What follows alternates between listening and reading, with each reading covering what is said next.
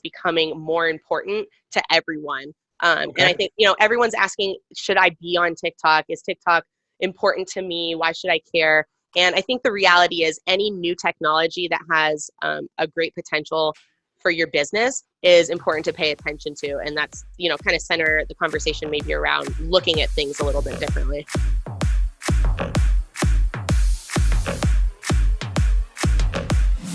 This episode is brought to you by Maayan Consulting. Maayan provides digital consulting services focused on helping you grow your personal or business brand. With over 1.7 million followers on TikTok, she has developed solutions to help you grow your business, your pipeline, sales, and online presence in the shortest time possible. To learn more, please schedule an appointment by emailing monkeyboyarts@gmail.com or calling and texting 206-939-7661. Welcome back to the Prospecting Show. Today we have Maayan Gordon on the show. Thank you so much for coming on. How are you? I'm doing great. Thank you so much for having me. How are you today?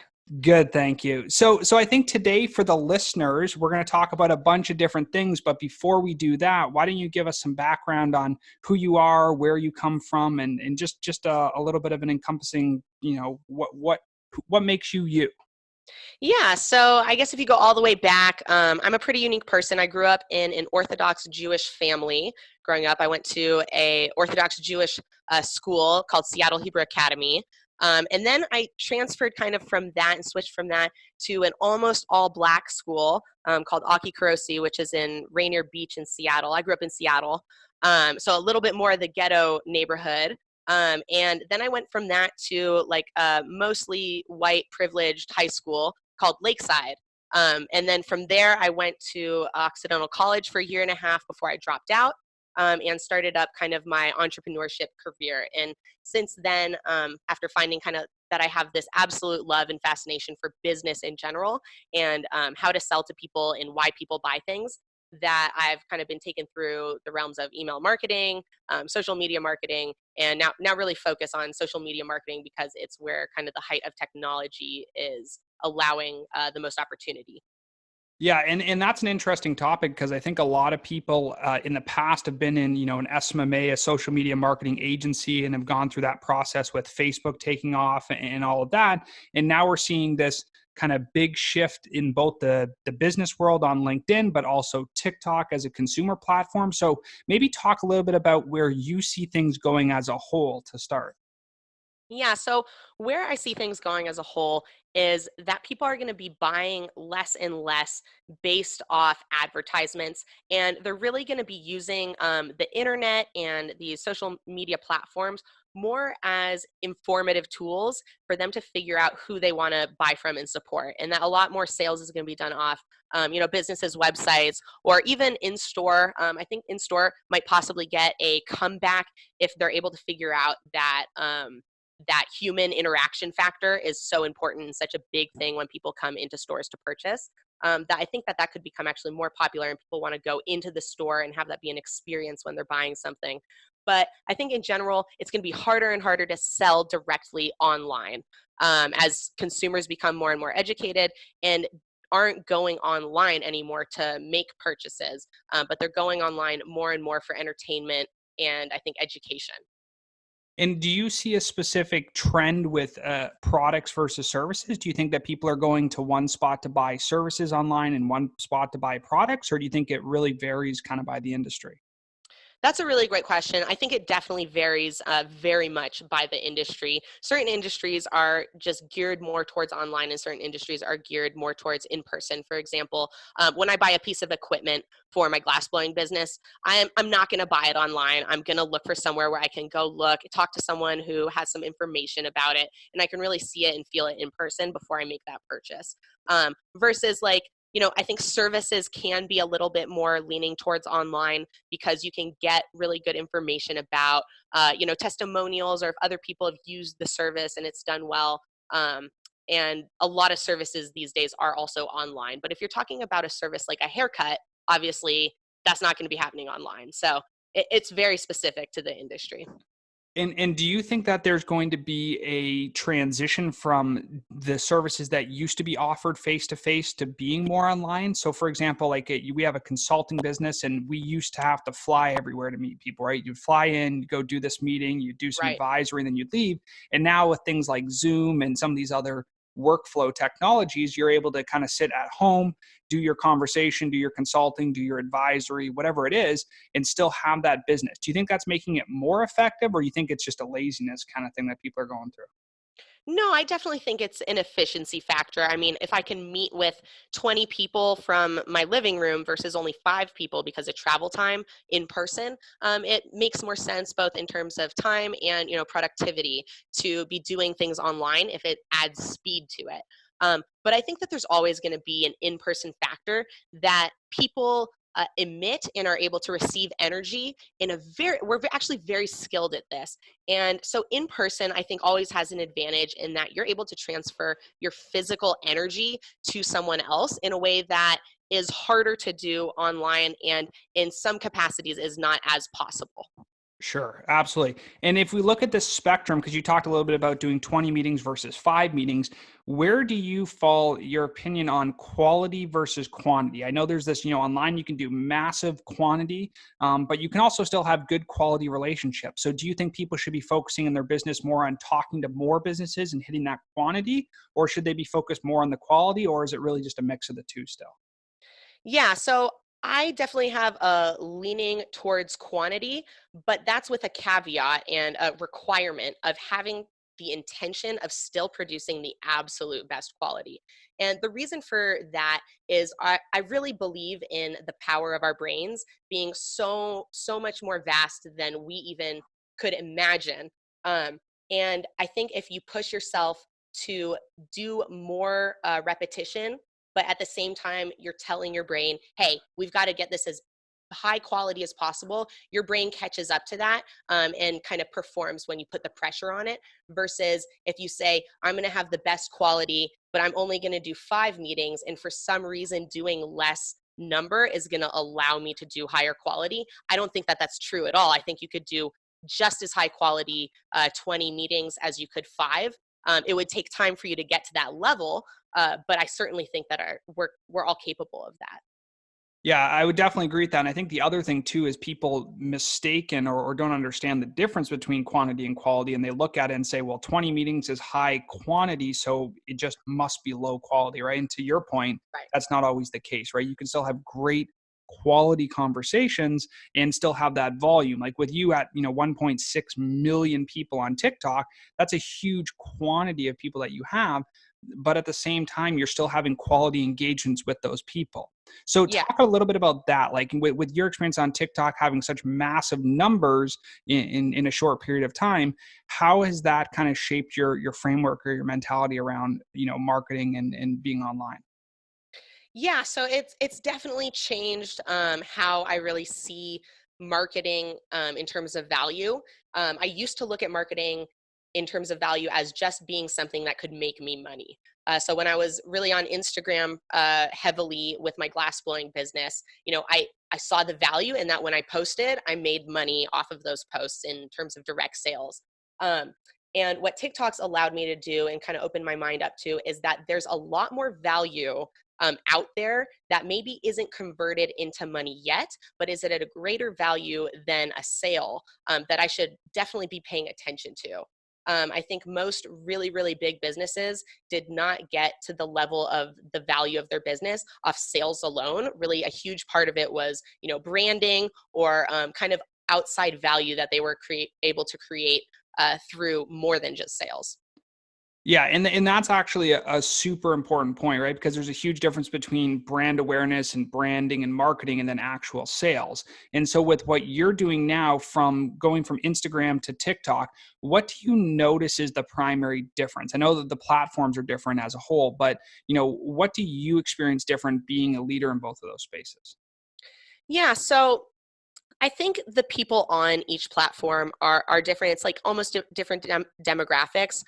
People on Instagram, I would say, are more looking for something. They're either searching through pictures and videos in a specific hashtag to, find something because they're interested in it, or they're looking for motivation, if they're following like Gary Vee or one of those other influencers. But people are a little bit more searching for something versus when personally I use TikTok and I've noticed other people use TikTok. It's more of a relaxation tool. It's more something they're engaging with than using as a simple one-way kind of interaction. It's something much more engaging, and it's something that they're going to take with them off of the platform. So they're going to talk about it with their friends. So it's got a lot more engagement around it in general. And I'd say that's the biggest difference. Sure. And for those people who maybe have used Facebook and Instagram, and maybe they're not running ads, but they're just on the platform and they've been in business for a while and kind of came into this tech age, could you break down the difference for those people between where TikTok plays versus Instagram versus Facebook, like where you see the landscape of those three platforms? In terms of demographics or in terms of what? Yeah, probably demographics, but also, the difference in format. There's a lot of people Okay, that yeah. I talk to that really have no idea what TikTok is. So maybe you could just give a little bit of a background on that too. Yeah, absolutely. So if I was going to describe kind of each of those platforms in terms of format and just structure, so Facebook has both a lot of video, text, and picture, but I would say is much more heavy on text. There's a lot of words on Facebook that you're looking at, a lot of people's posts where you're doing a lot of reading. On Instagram, I would say it's much more picture slash video focused, but I would say still leaning towards picture. I see a lot more pictures than I do videos, and there is still a lot of captioning, but the platform itself is only showing you a smaller amount of the caption. You have to click to kind of expand the caption. Whereas TikTok is the other end of the spectrum. It's all video. There are captions, but they're hard to see. They're a very, very small portion of the screen, and they're actually layered on top of the video so that the video is still taking up the entire screen. And that's kind of the format differences. Sure. And for people who, you know, just dabble a little bit in social media and don't really have a good experience, would you recommend that they go towards TikTok, or you think it's a very specific industry that should be there? Like I know you're doing glass blowing, so that's a very, very specific kind of group, and that lends well to TikTok. But do you think any business could benefit from TikTok? I do, because it's got such great and sensitive AI, that even if there's no one else on the platform yet in your industry, the AI is going to be able to pick up if the content you're making is interesting to other people. And that's something that every business should want to know is what kind of content I'm producing and putting out there. Are people even interested in it? Or do I need to kind of tweak how I'm presenting it so that people become more interested in it? And I think that's valuable to every single business. Yeah, and those demographics and kind of feedback, metrics that you're getting definitely help. With your experience and your growth so far, what kind of strategies would you say that people need to use in any of those platforms? Maybe we talk about TikTok first, but any of those platforms, how can they grow their network quickly, but also create value for their customers so it's not just ad after ad after ad?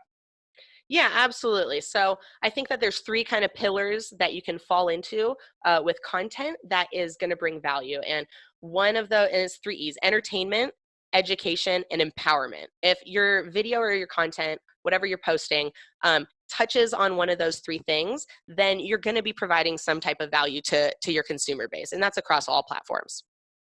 And with your experience, because you have the glass blowing, do you find that people are interested in seeing more of the process of your business, or are they interested in seeing the result? Like, how do people actually interact with your business there? What's important to them?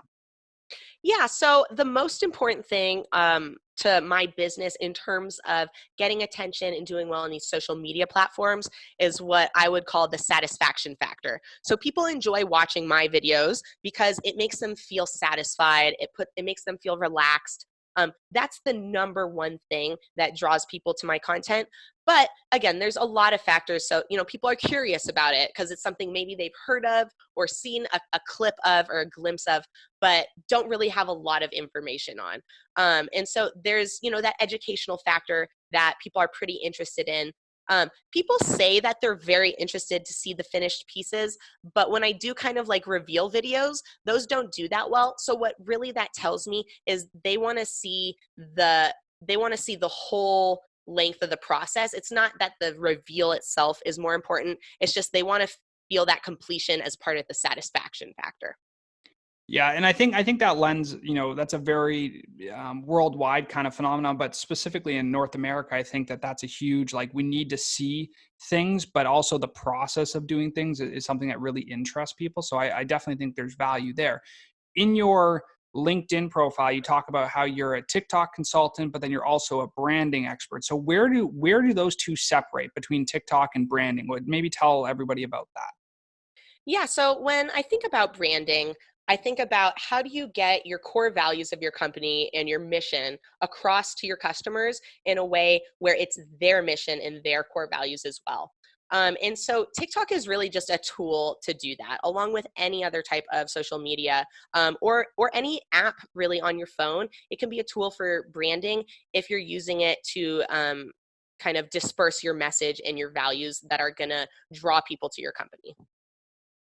Yeah, and I think you're definitely hit the nail on the head there, and that TikTok is the current platform, but the skills that you're developing in the branding space and in the business ownership space are going to carry across different platforms. And 10 years from now, I almost guarantee there'll be a different platform. Yeah. So that those skills are really what matters as opposed to just the platform that exists today.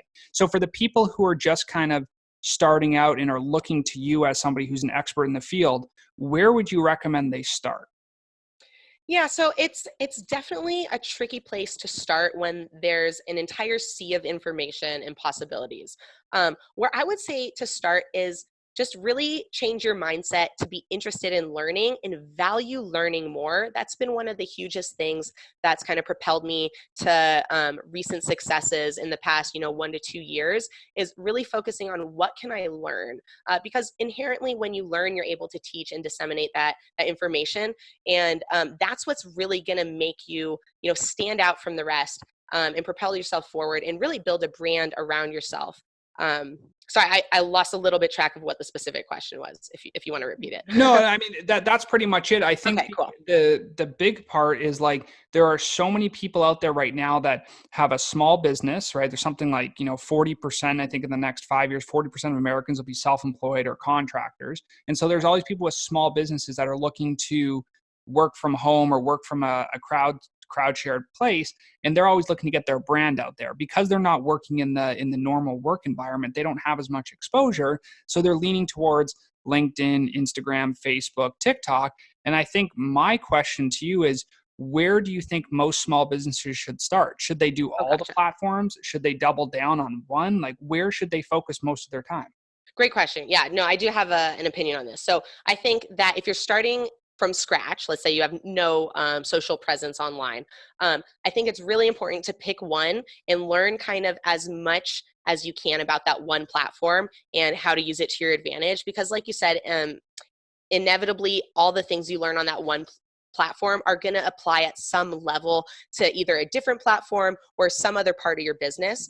I do think it's important for businesses to do a little research to find out what are the best platforms for my industry. Most industry, there is going to be some information about that online for most industries. For example, photography. If you looked up, what's the best platform for promoting photography services, there's going to be some good information online that helps point you in a good direction. I would imagine Pinterest would be a really big one, and that there's other maybe sort of niche, smaller platforms that you're going to have a really high success rate at because they are more targeted to exactly what you're looking for. Sometimes it's not always best to go on the biggest platform. Sometimes if there's a platform that's really kind of tailored to your industry or niche, and you kind of have good creative ideas for how you can do well on that platform, that's the best place to start.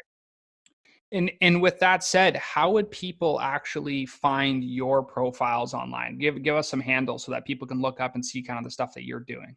Yeah, absolutely. So my TikTok account, my glass blowing one, is World of Glass, spelled just like it sounds. And then I have another food related one on TikTok as well, which I think is good to look at for contrast. That one is Joy of Food. And then on Instagram, I have two accounts. One is Monkey Boy Glass, and the other is Monkey Boy Art.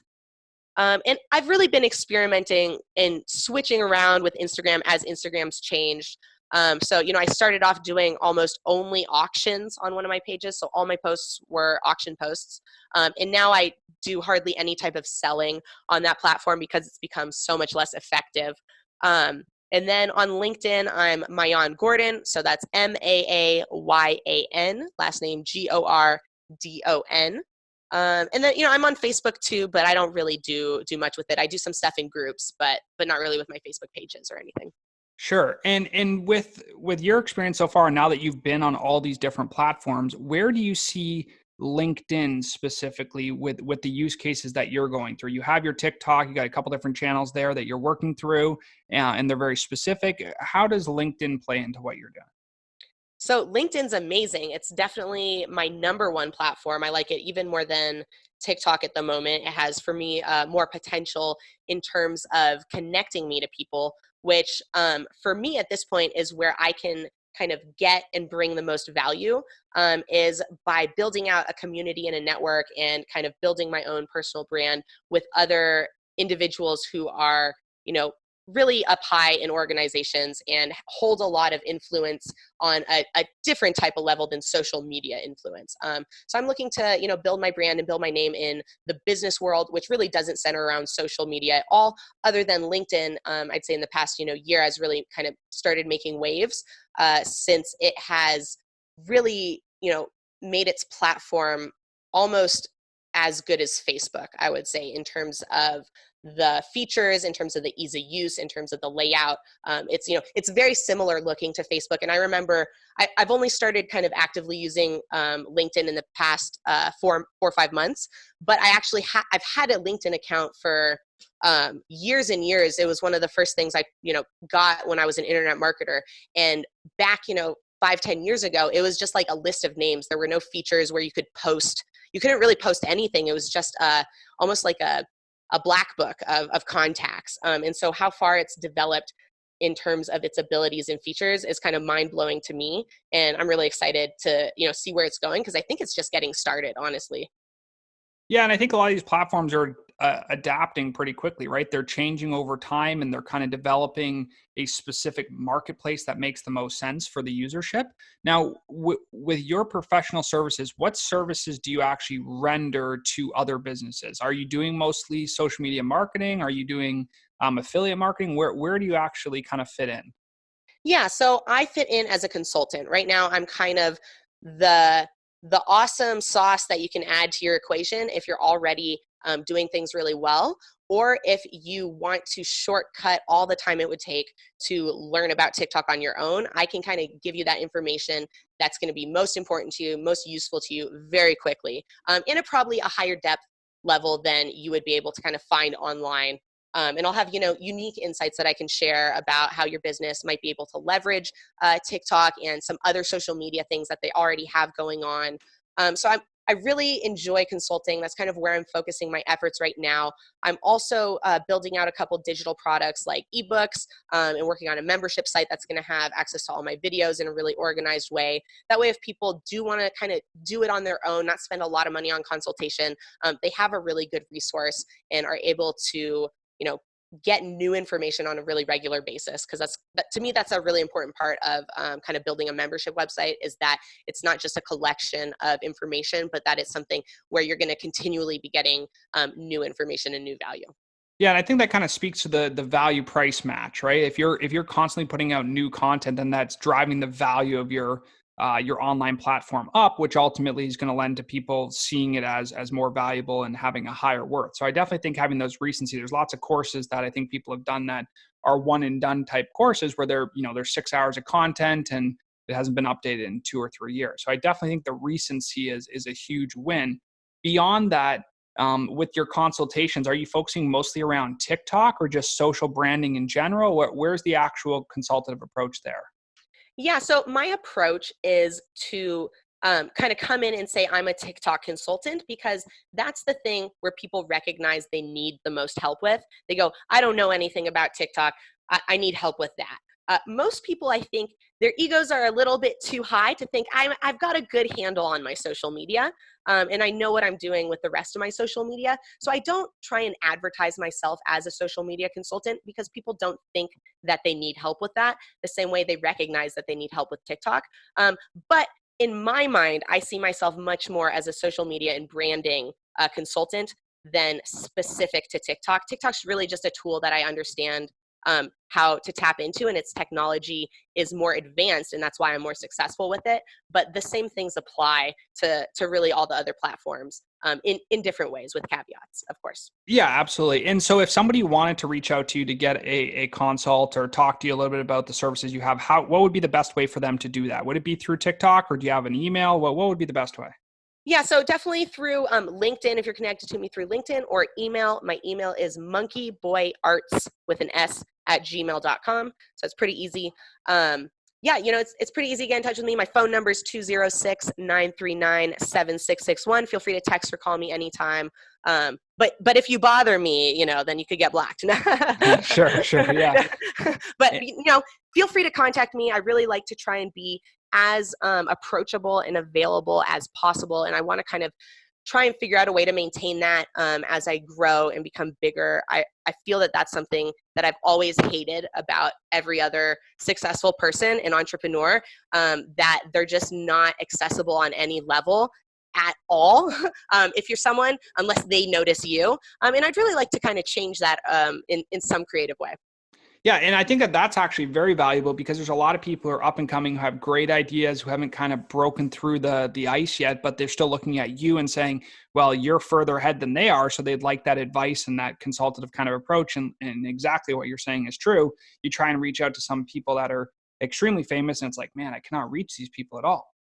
Yeah. So one of the things I'm like actively doing right now is looking for someone who I'm going to kind of bring on as a personal assistant slash like my right hand person, so that as I grow, I can always be finding new ways to make sure that I'm connecting with absolutely everyone who needs my help and information. And I'm always kind of going to put the most importance on that over profit and making money in my own pocket, because I see a massive amount of value long term in that over short term. Oh yeah, and it's definitely looking at the right outcome, right? And that outcome is helping people at the end of the day. If you Yes, help people in a way that's valuable, ultimately the money will come and the business will grow and the people will be there. But if exactly. you help them from the beginning and always have that goal, I think, at least in my experience, it's always worked out better that way than chasing some number for the most part. So I agree with you for sure. Now, before we wrap everything up, is there anything else that you think, any gems or nuggets that you can give people who are listening to this, about the social space, or a piece of advice maybe you can give them?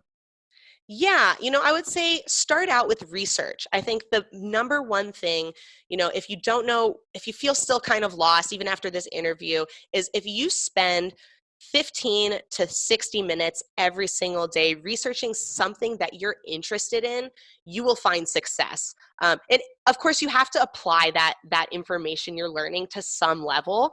But if you're learning every day and you're applying that learned information, you're going to be successful. And it takes a lot of pressure off sales and off the results when learning is the result that you're most interested in. So I can learn something new, make $0 and feel super happy. And I think that's really the most important thing, versus I could make a big sale in a day, and still actually have a kind of a shitty day. So I think people should be focused on, how do I create the most amount of happiness while creating the most amount of value at the same time, because I think they're very much linked together. Yeah, and that's where I think a lot of people need to focus too, because you see online right now all these people who have great profiles, huge followings, then you hear in the news or something later that really their personal life is suffering because they've spent so much time focusing on these massive growth goals and not really what's important to them Yeah. at the deeper level. So I think that that's a super valid point that you have there.